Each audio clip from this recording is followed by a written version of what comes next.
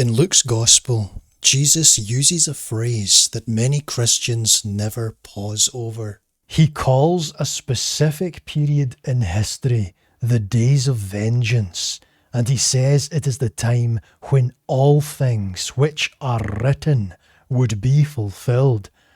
Today, I want to show how that statement ties together Luke 21, Matthew 24, and Daniel's prophecies about the prince who would come and the shattering of the power of the holy people, all converging in the events of AD 70.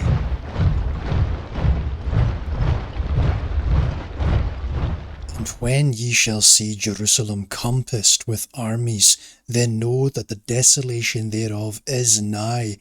Then let them which are in Judea flee to the mountains, and let them which are in the midst of it depart out, and let them that are in the countries enter therein too.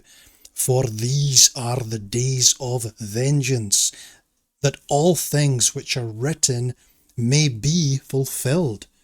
But woe unto them that are with child, and to them that give suck in those days, for there shall be distress in the land, and wrath upon this people. And they shall fall by the edge of the sword, and shall be led away captive into the nations, and Jerusalem shall be trodden down of the Gentiles, until the time of the Gentiles be fulfilled. Jesus gives a clear visual sign in verse 20. When ye shall see Jerusalem compassed with armies. This is not symbolic. This is not distant. It is something that they would see. The moment we render the image of Jerusalem surrounded, we are literally putting Luke 21 verse 20 on screen. In verse 22, he explains what the siege means. For these be the days of vengeance, that all things which are written may be fulfilled. So according to Jesus, the days of vengeance are tied to the siege of Jerusalem.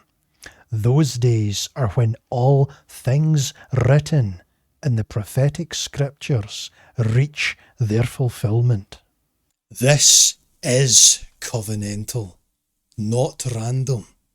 It is the climax of Israel's story under the old order. When ye therefore shall see the abomination of desolation spoken of by Daniel the prophet stand in the holy place, whoso readeth, let him understand. Then let them which be in Judea flee into the mountains, and let him which is on the housetop not come down to take anything out of his house, neither let him which is in the field return back to take his clothes. And woe unto them that are with child, and to them that give suck in those days. But pray ye that your flight be not in the winter, neither on the Sabbath day. For then shall be great tribulation, such as was not since the beginning of the world to this time, no, nor ever shall be. And except those days should be shortened, there should no flesh be saved. But for the elect's sake, those days shall be shortened. Verily I say unto you, this generation shall not pass till all these things be fulfilled. You can hear the overlap with Luke 21. Both speak to those in Judea fleeing. Both warn pregnant women and nursing mothers. Both locate the crisis in a specific time frame, ending with, this generation shall not pass. Luke mentions Jerusalem compassed with armies. Matthew mentions the abomination of desolation spoken of by Daniel. Two angles, the same event. Luke hands us the military image, and Matthew ties it directly to Daniel. When Jesus says all these things would be fulfilled within that generation In Matthew 24 verse 34, it matches Luke 21 verse 22, where the days of vengeance are the fulfillment of all things which are written. Now we move back to Daniel, whom Jesus explicitly mentions in Matthew 24 verse 15. And after 62 weeks shall Messiah be cut off, but not for himself. And the people of the prince that shall come shall destroy the city and the sanctuary, and the end thereof shall be with a flood. And unto the end of the war desolations are determined. And he shall confirm the covenant with many for 1 week, and in the midst of the week he shall cause the sacrifice and the oblation to cease, and for the overspreading of abominations he shall make it desolate, even until the consummation, and that determined shall be poured upon the desolate. Notice what Daniel actually says. It is the people of the prince that shall come who destroy the city and the sanctuary. Desolations are determined. Sacrifice and offering are brought to an end. In history, it was Roman armies under a Roman prince who destroyed Jerusalem and the temple in AD 70. That matches the language of the people of the prince that shall come. In Luke 21, Jesus speaks about Jerusalem surrounded and desolate. In Daniel 9, we read about the city and sanctuary destroyed by the people of a coming prince. Matthew 24 joins them together, naming Daniel directly. So when Jesus warns of the abomination of desolation spoken of by Daniel, and Luke says Jerusalem compassed with armies, we are looking at the same prophetic trajectory that Daniel 9 anticipated.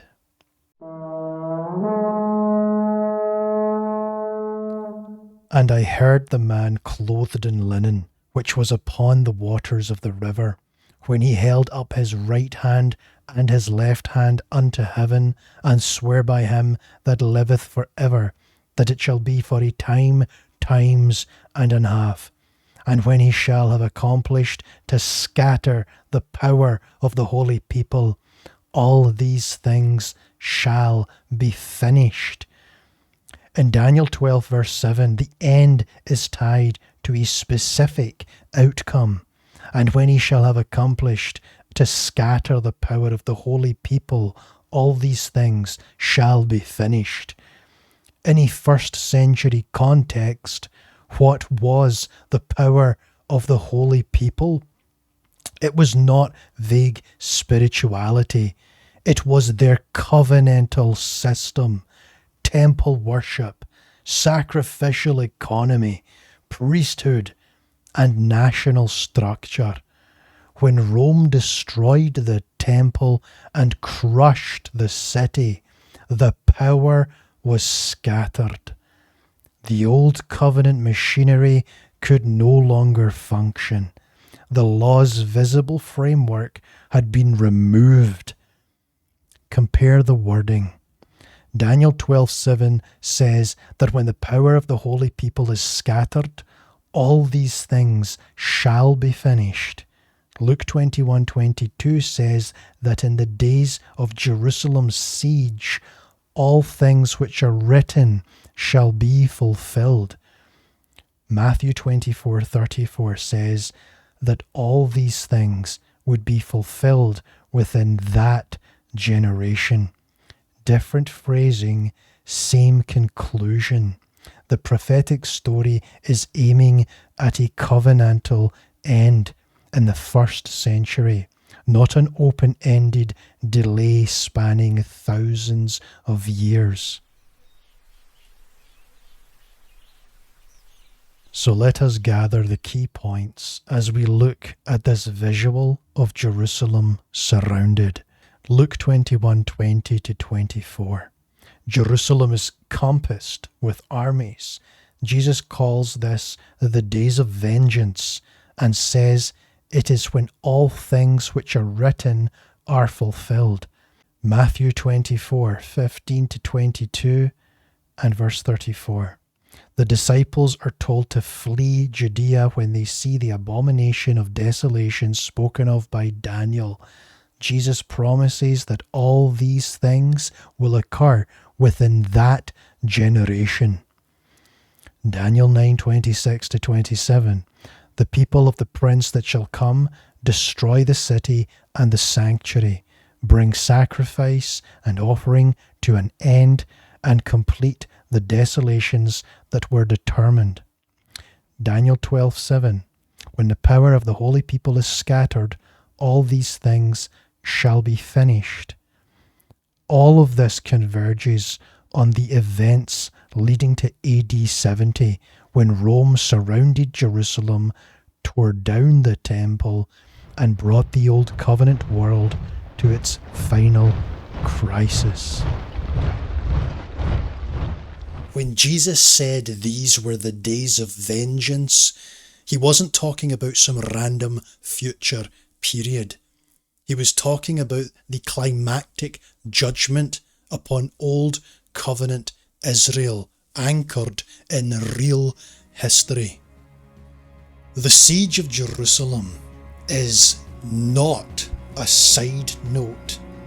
It is the visible hinge between the age of shadow and the age of fulfillment. If all things written were reaching their completion in those days, then Christian eschatology has to start at the foot of that ruined temple, not in our far-off, distant future.